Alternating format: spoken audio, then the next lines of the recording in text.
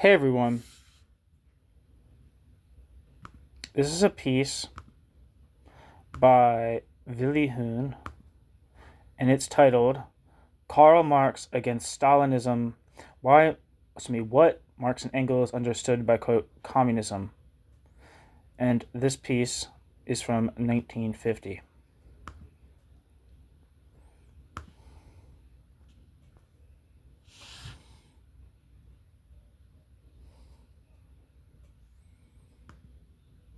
So here we go. Section 1.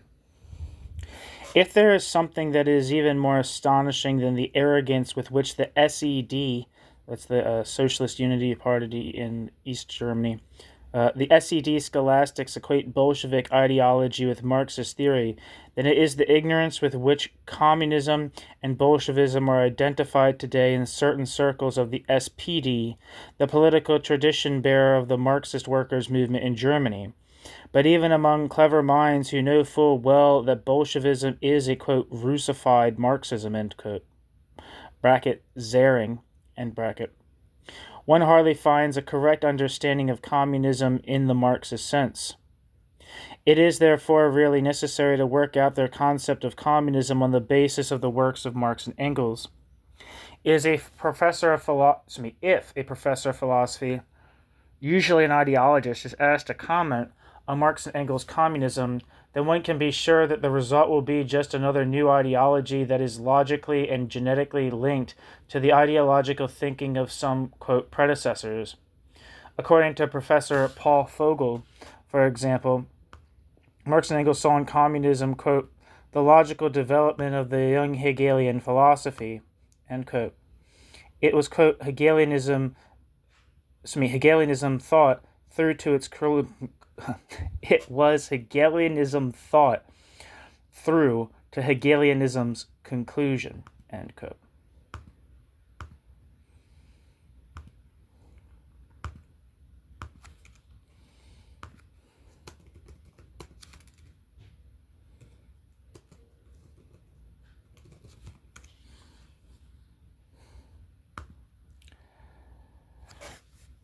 We do not claim that this statement is wrong, but we claim that it is one-sided and relates only to the theoretical form. Marxism is a theory of social practice, not an ideology that only approaches social reality after social reality's logical genesis, with rather arrogant claims to, quote, realization. But this is exactly what applies to communism, insofar as it is identical with Marxism.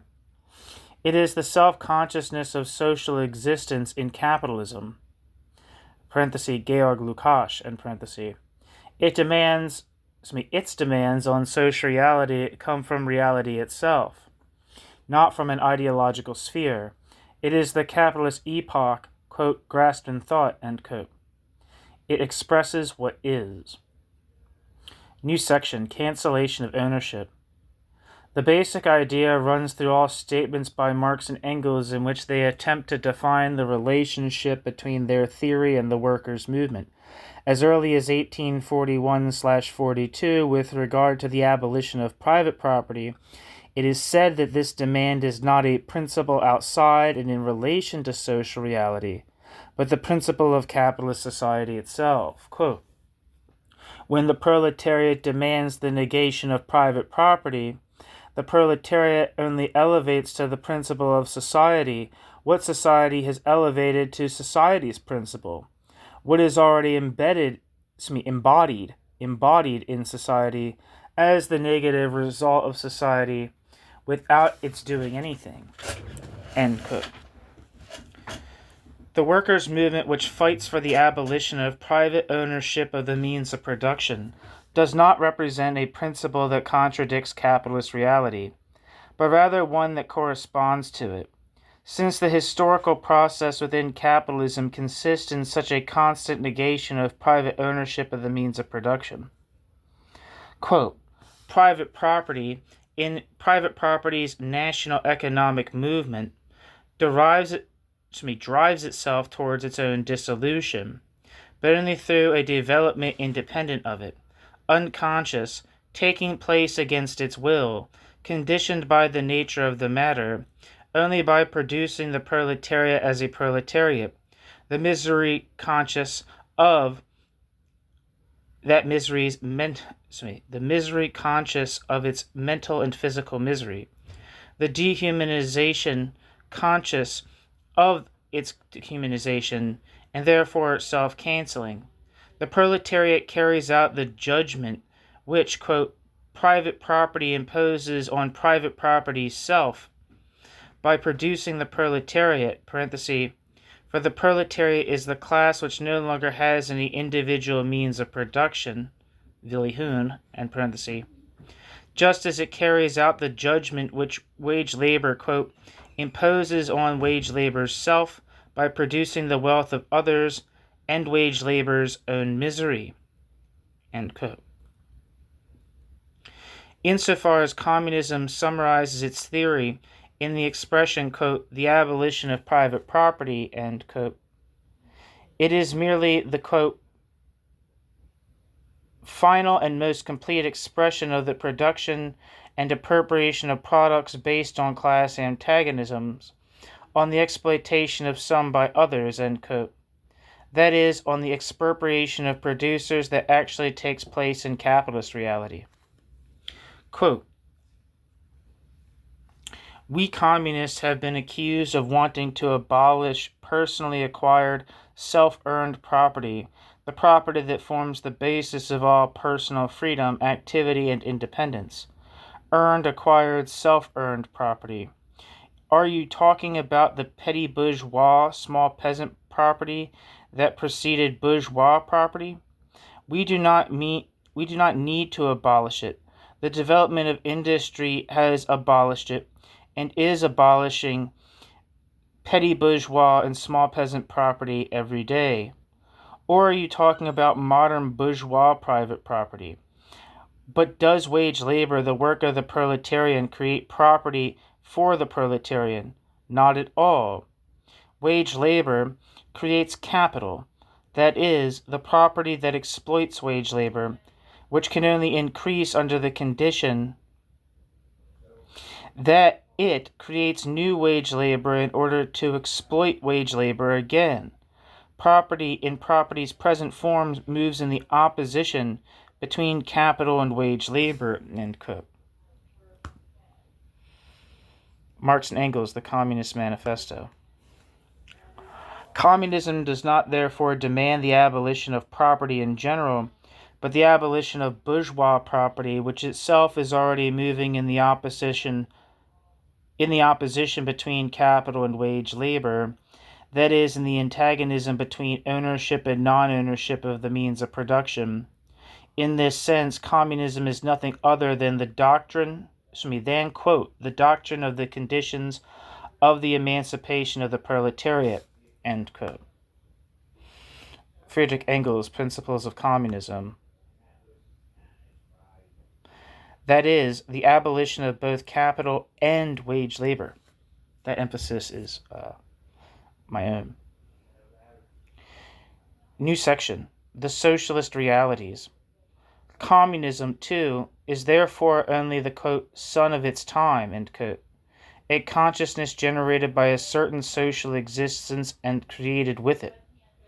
Marxist theory does not go beyond the tendencies of the present world in its demands, quote, as the thought of the world, end quote. Marxist theory, what the hell is this? Marxist theory does not go beyond the tendencies of the present world in its demands, quote, as the thought of the world, end quote. It too, quote, appears only in time after reality has completed reality's process of formation and has made reality self-ready, end quote. Hegel's words also apply to the communist, quote, ideal, quote, that only when reality has matured does the ideal appear in contrast to the real, end quote. Hegel. Outlines of the Philosophy of Right. How could a communist way of thinking arise among the workers without a reality that tends towards communism? If social existence conditions consciousness, then this must also apply to socialist consciousness. But what are the socialist realities within capitalism that necessarily produce it? In Russia, where modern capitalism in a more developed form was as rare as the modern European proletariat, Lenin solves the problem by pointing to the intelligentsia, who had studied modern socialism in Western Europe or in its literature in order to then, quote, teach to the Russian workers. For Marx and Engels and his first students, the situation was quite different. For them, the machine had, quote, transformed individualistic trade into a communist society, end quote. And thus the individualistic, quote, had become a communist product, end quote. This, however, introduced a sharp contradiction into the mode of production. While, quote, the organism of production and exchange assumes the communist form, end quote, quote, the mode of appropriation remained individualistic, end quote. In reality, however, this means that, quote, society itself, based on property, unquote, is constantly destroying smaller property. This is why the old, quote, instincts of the small owner, end quote, have also largely been, quote, driven out of the workers in modern factories. Quote, keeping the immense machinery they are working on always before their eyes, they instinctively understand that it is impossible for them to ever own the immense machinery they are working on individually, that it can only become common property. Mechanical production has driven the idea of individual ownership out of the proletarian minds and instilled in them instead the idea of common ownership. This intellectual revolution has taken place without the help of the communists. It is the result of mechanical production organized under the rule of the capitalist bourgeoisie. The communist ideas already exist in a latent state in the minds of the wage workers. The communist agitators do nothing more than awaken the ideas and translate them into actions, end quote. Lafargue, Communism and Capitalism, Communism and Economic Development, published in 1894.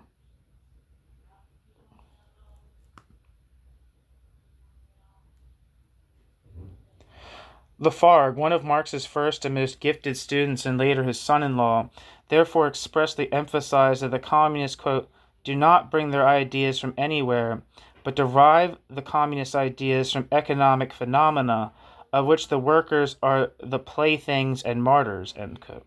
Lafargue. This idea that communism is not a utopian demand on reality, which the completely opposite reality should conform to by being, quote, realized, but is the intertendential principle of this reality itself, which the Marxists only expressed with scientific clarity in order to clarify the still unclear consciousness of the workers and thereby raise the workers' semi-conscious reactions to conscious actions, also runs through all the works of Marx and Engels.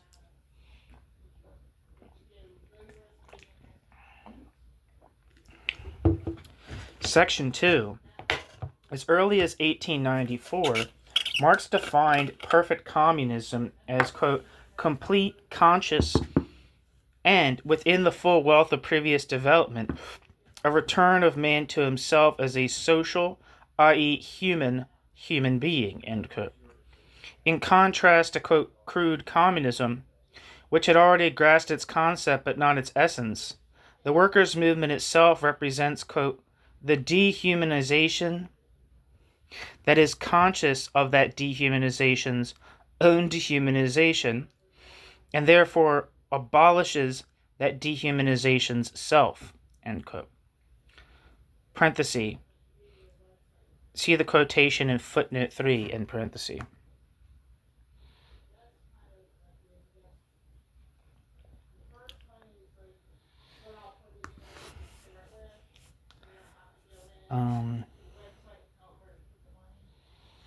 In this sense, Engels had already declared communism as, quote, true freedom and true equality, end quote, in 1843/48. However, not in the sense of their conception as, quote, ideals that are ideologically opposed to reality and are to be, quote, realized, but as real tendencies towards liberation and the establishment of equality in the proletarian movement itself. Quote, communism is ... the real movement of the real moment of human emancipation and recovery necessary for the next historical development. Communism is the necessary form and an organic principle of the near future, but communism is not as such the goal of human development, the form of human society. End quote.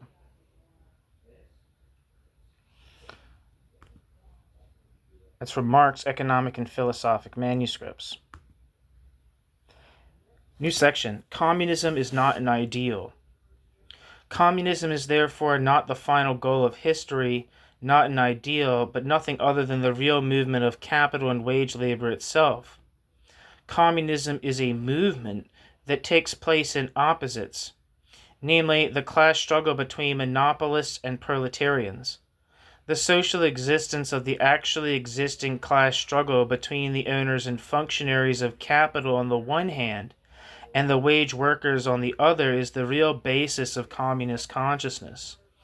The essence, i.e., the historical meaning of communism, is the abolition of the dehumanization of the proletariat, and in this sense it is, quote, humanism mediated by the abolition of private property, end quote. It is therefore, quote, no escape, no abstraction, no loss of the objective world created by man, ... Rather, it is only the real becoming, the realization of man's essence, and man's essence as a real essence. End quote. Marx, Economic and Philosophic Manuscripts. The existence of revolutionary communist ideas in a certain era presupposes the existence of a revolutionary communist class. As a result of their immediate class struggle, workers felt, acted, and thought in a communist sense long before modern proletarian communist theories existed. This is why Marx and Engels made their position clear and unambiguous in 1845.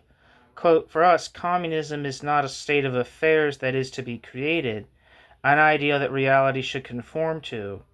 We call communism the real movement that abolishes the present state of affairs, end quote.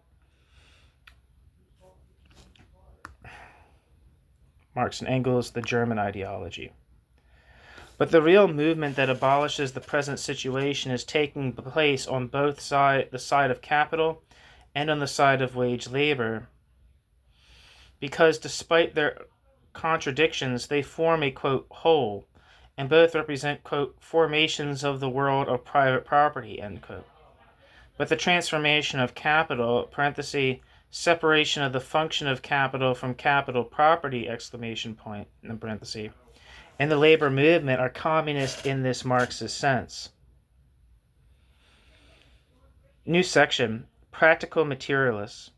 The movement that abolishes the present state of affairs is, however, on the part of capital, a reluctant, forced one.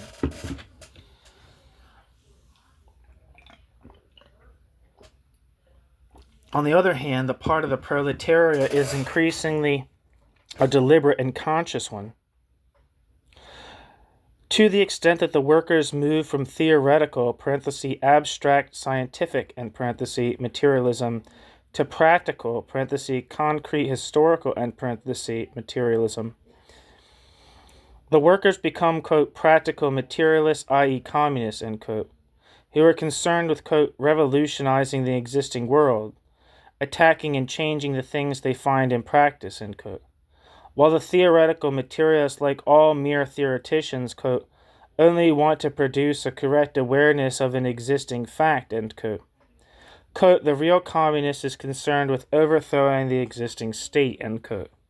What distinguishes the proletarian, parenthesis, communist materialist, parenthesis, communist and parenthesis, materialist, from the bourgeois, parenthesis, naturalistic and parenthesis, materialist, is that the proletarian materialist, quote, sees the necessity and at the same time the condition for a transformation of both industry and the social structure, end quote. Marx and Engels, the German ideology.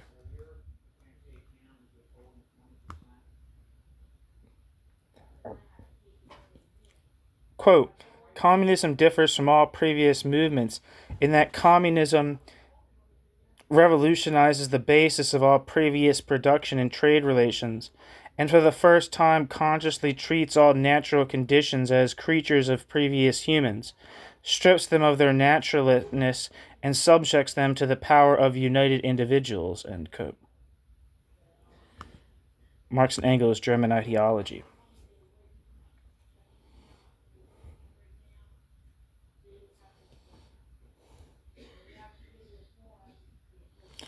In this context, natural growth means conditions that have arisen and exist without the conscious intervention of people.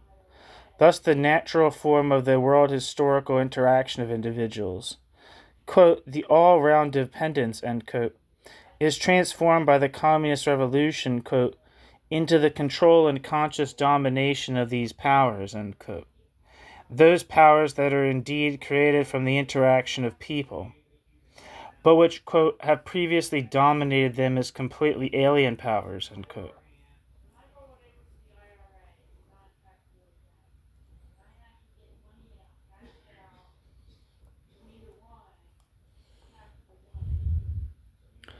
Thus, communism replaces the natural and natural evolution with the social revolution as a conscious and deliberate act of the unification of the workers. While, quote, in all previous revolutions, the type of activity remained untouched, and it was only a matter of a different distribution of this activity, a new distribution of work to other people. The communist revolution is directed against the previous type of activity and abolishes (wage and labor) and the rule of all classes with the rule of all classes with the classes themselves, end quote.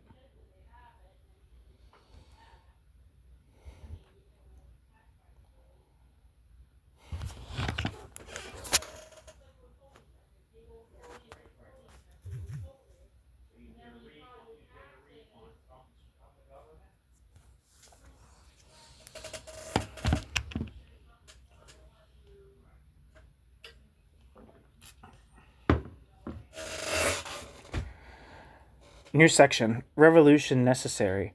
However, the proletariat in its current form is not capable of taking on such a tremendous historical task without further ado. The communist revolution is necessary because the working class, quote, can only get rid of all the old filth in a revolution in order to be able to create a new foundation for society, end quote. The workers cannot, and their conscious elements do not, want to remain the same as before. They know that they will be transformed in the fire of class.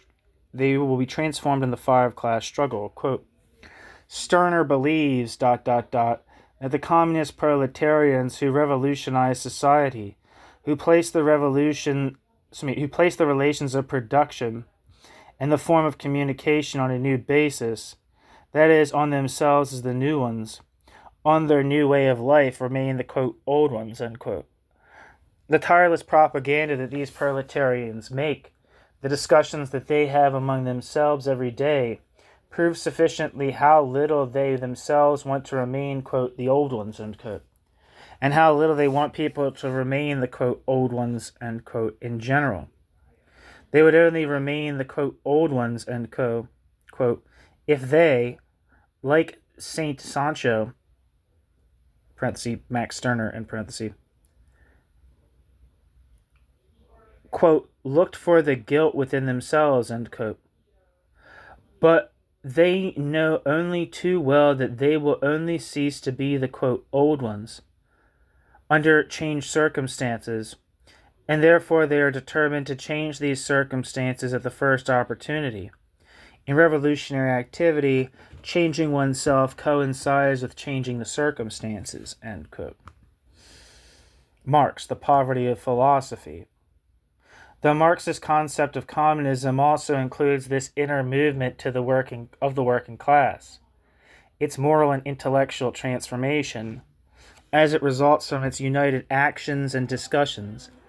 In this sense, Marx also told the workers in September 1850 that the workers would have to endure the coming civil wars and international conflicts up to about the year 1900, not only, quote, in order to change the conditions, but in order to change yourselves, end quote.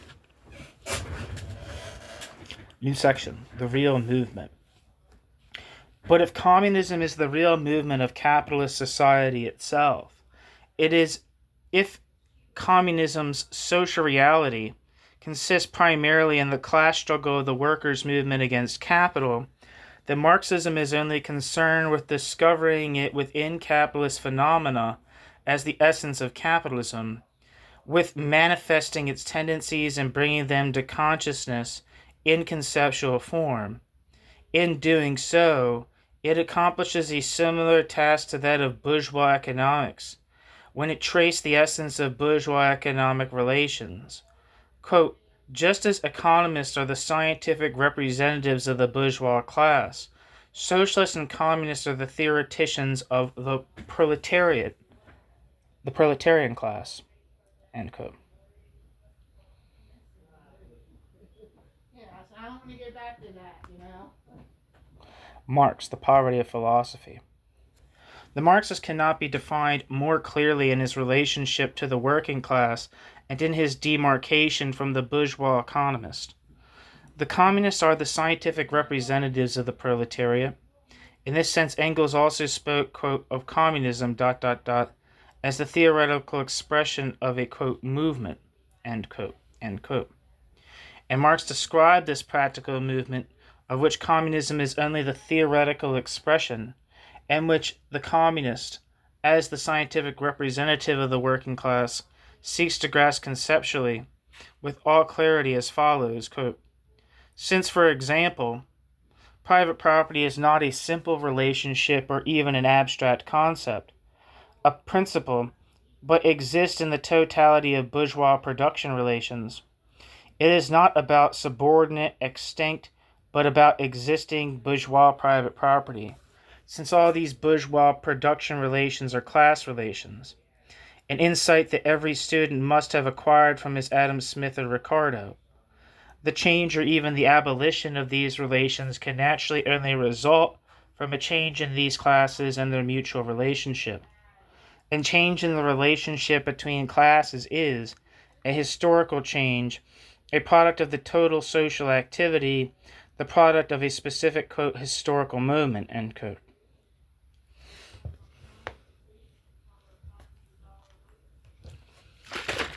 New section, section 3.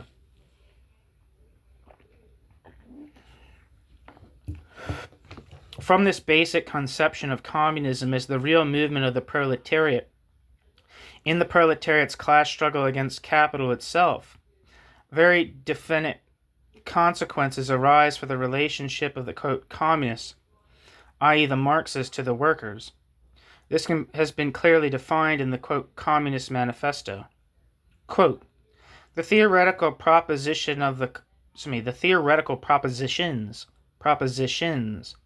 plural, of the communists are in no way based on ideas, on principles invented or discovered by this or that do-gooder.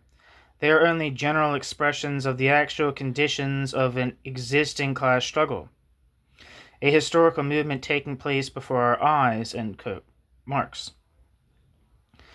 Therefore, the communists, Marx and Engels, therefore the communists, the theoreticians of the proletariat, do not, quote, establish any special principles according to which they want to model the proletarian movement, end quote, even though they, quote, have an insight into the conditions, course, and general results of the proletarian movement that is superior to the rest of the proletariat, end quote. They therefore have no special interest that are different from those of the proletariat as a whole.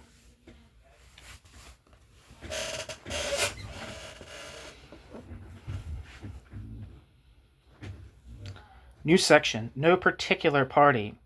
The communists do not form a, quote, special party in relation to the other workers' parties, end quote, but only the most determined, ever-moving, quote, part of the workers' parties of all countries, end quote, in the sense of, quote, revolutionary practice, end quote, in which they assert the international interests of the proletariat, quote, and always represent the interests of the entire movement, end quote, at the various stages of development of the class struggle between capital and wage labor.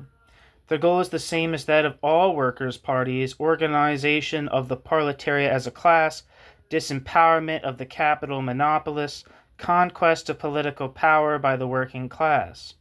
In this spirit, the first article of the Statutes of the Communist League of December 8, 1847 stated, quote, "The aim of the League is the overthrow of the bourgeoisie, the rule of the proletariat, the abolition of the old bourgeois society based on class antagonisms, and the founding of a new society without classes and without private property." End quote.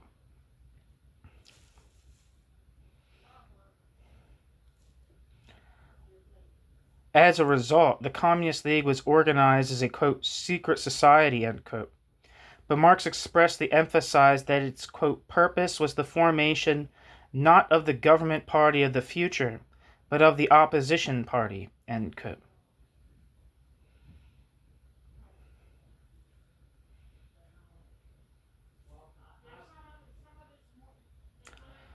Quote, "The Communist League was therefore not a conspiratorial society, but a society that carried out the organization of the proletarian party in secret, because the German proletariat is the igni et aqua, publicly interdicted by writing, speech, and association." End quote. Revelations on the Communist Trial, Marx, 1853.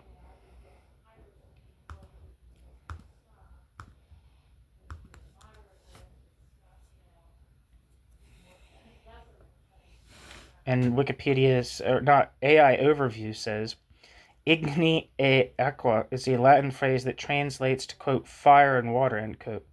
It has multiple meanings, including a form of punishment, a symbolic gesture, and a concept in paganism.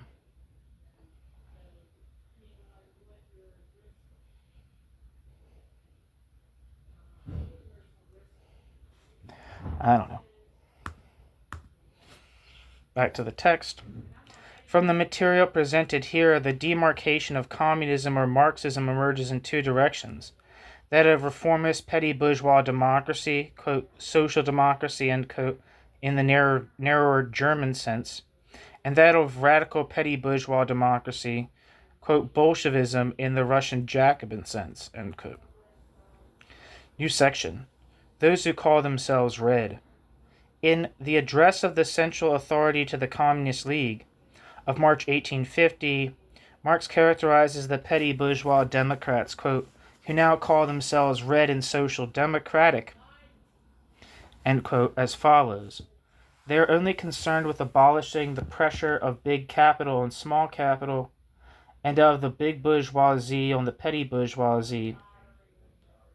The Revolutionary Workers' Party can only work together with the petty bourgeois democracy for a limited time, since its demands cannot satisfy the party of the proletariat. Quote, the democratic petty bourgeoisie, far from wanting to revolutionize the whole of society for the revolutionary proletarians, strive for a change in social conditions, whereby the existing society is made as bearable and comfortable as possible for them." End quote. One notices with astonishment how old and, quote, outdated these, quote, social demands of petty bourgeois democracy are. They also advocate counteracting the domination and rapid increase of capital by, quote, restricting inheritance rights, end quote, by transferring as much work as possible to the state, end quote. Quote, "As far as the workers are concerned, it is clear above all that they should remain wage workers as before. Only the democratic petty bourgeoisie want the workers to have better wages and a secure existence, and hope to achieve this through partial employment by the state and through charitable measures. In short, They hoped to bribe the workers with more or less hidden alms and to break their revolutionary strength by making their situation temporarily bearable. End quote. In contrast, Marx stresses that for communists it is not a question of changing private property, but only of private property's destruction, not of covering up class antagonisms, but of abolishing classes altogether, quote, not of improving the existing society, but of founding a new one, end quote.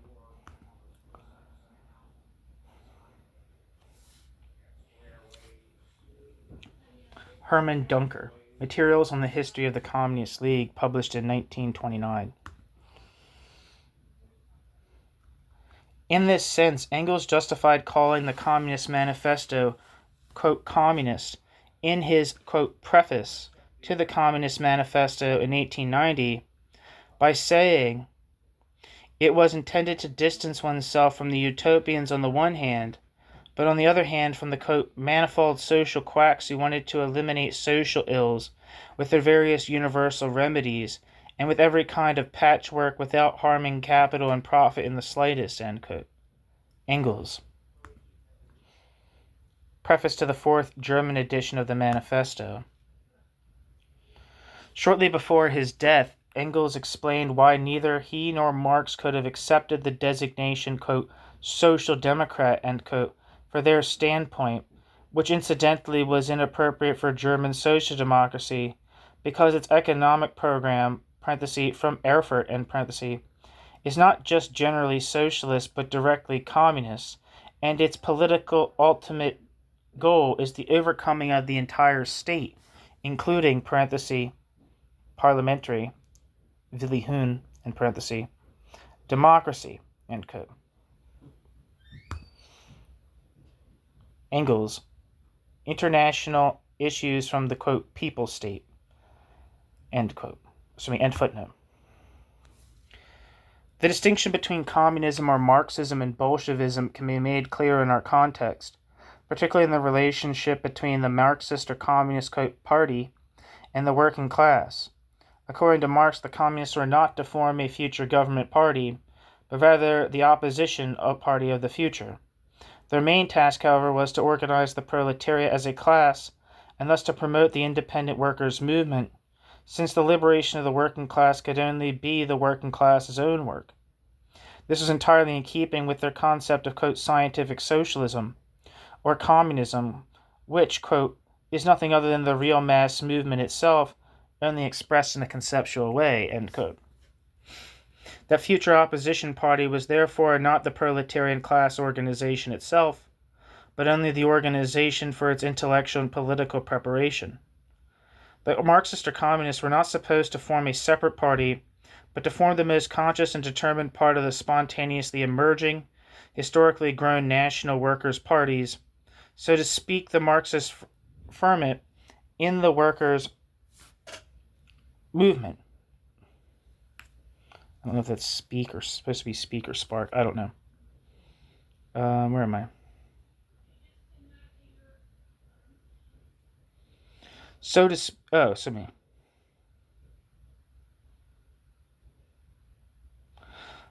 I'm going to repeat that sentence. The Marxists or communists were not supposed to form a separate party, but to form the most conscious and determined part of the spontaneously emerging, historically grown national workers' parties, so to speak, the Marxist ferment in the workers' movement. Marx himself acted accordingly after the dissolution of the Communist League in November 1852. Marx advised the real independent workers' parties everywhere and led their first international intellectually. But in 1860, Marx could rightly write to Freiligrath that, quote, the party, in this entirely ephemeral, transient, Willy Huhn, sense, has ceased to exist for me 8 years ago.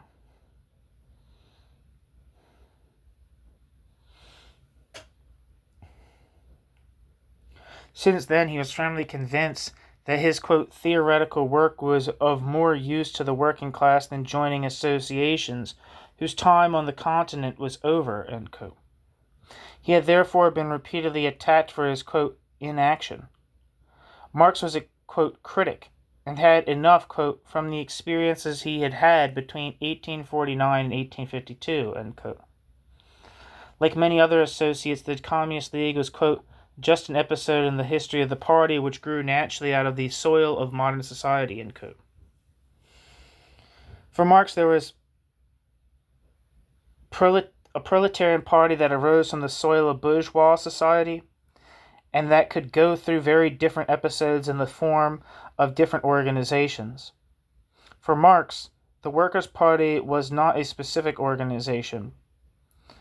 Marx saw both the organization of the proletariat as a class and the formation of various political workers' coalitions as a historical process. And so Marx concluded his letter to Freiligrath with the words, quote, I have, ... tried to remove the misunderstanding that by, quote, party, I mean a, quote, league that has been defunct for 8 years or a newspaper editorial office that has been dissolved for 12 years. By party, I mean the party in the broad historical sense, end quote. It is enough to compare this view of Marx with that of Lenin. Sorry, where's that quote from? That quote is cited in Franz Mehring, Freiligrath, and Marx in their correspondence, end footnote. Okay. It is enough to compare this view of Marx with that of Lenin, who in 1897 was already, quote, against any independent workers' organization as such, end quote. 5 years later, Lenin praised Lassalle for his, quote, desperate fight against the spontaneity, end quote, of the German workers' movement. Lenin then called for a, quote, military organization of agents, end quote, that would be able to, quote, lead the entire liberation struggle of the proletariat, end quote. This, of course, also required, quote, a stable leadership organization that maintains continuity, end quote. Lenin. And the first part, and those quotes are both from What Is to Be Done.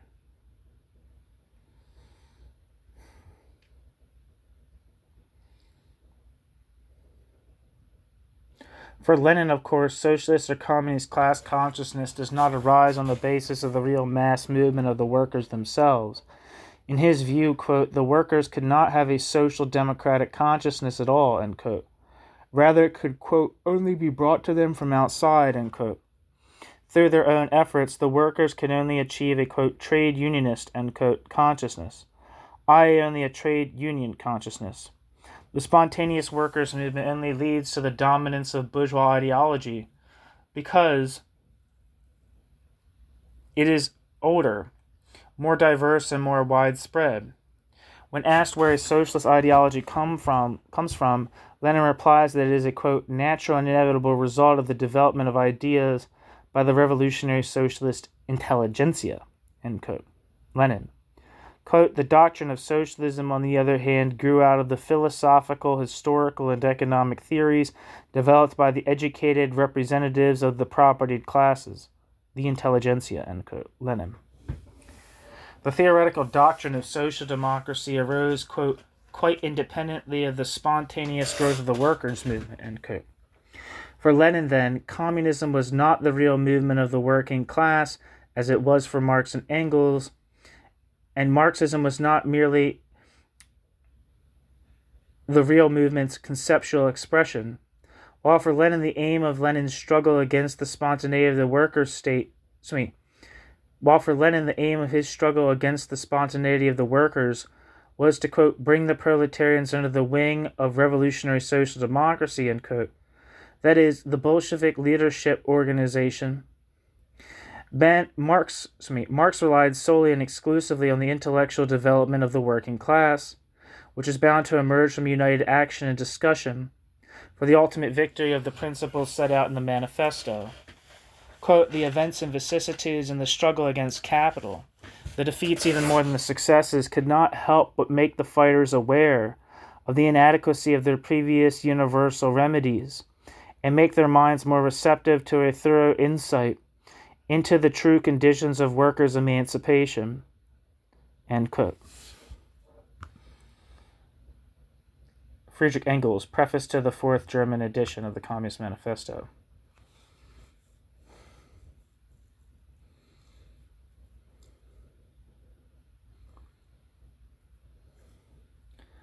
Today, the theory of the Bolshevik Party dictatorship must also be counted among these universal remedies. Bolshevism is therefore not communism. Exclamation point. That's the end of the piece. Thank you for listening.